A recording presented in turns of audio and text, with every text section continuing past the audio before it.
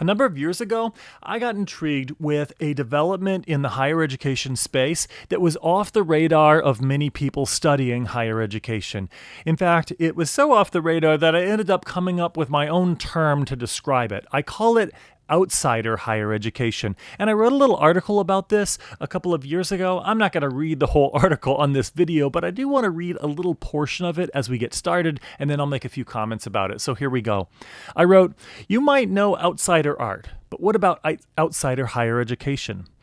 This is not new, but it is growing quickly in the fertile soil of the connected age. We're now decades into a growing and increasingly accepted form of higher education that functions largely separate from established academia. I call it outsider higher education.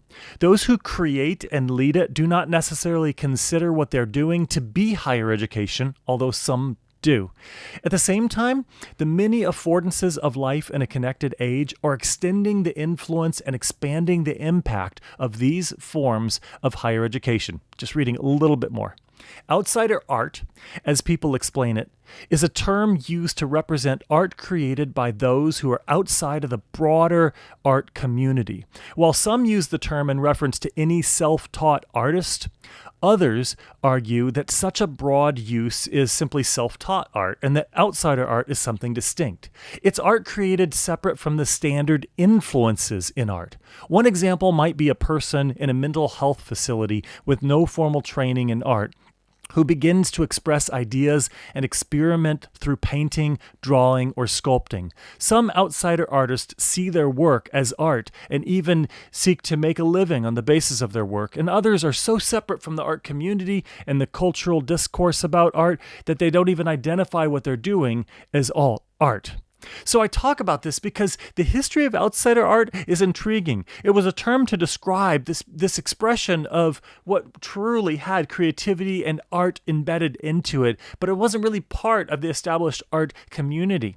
Now, if you fast forward, though, to today, we have events like the New York Outsider Art Fair that started in the early 1990s. There's even a journal called Elsewhere, the International Journal of Self-Taught and Outsider Art, and another one called Raw Vision. So the interesting part is that what was started as outside of the field of art is even being recognized within the field of art, even though it might have its own lane, its own niche.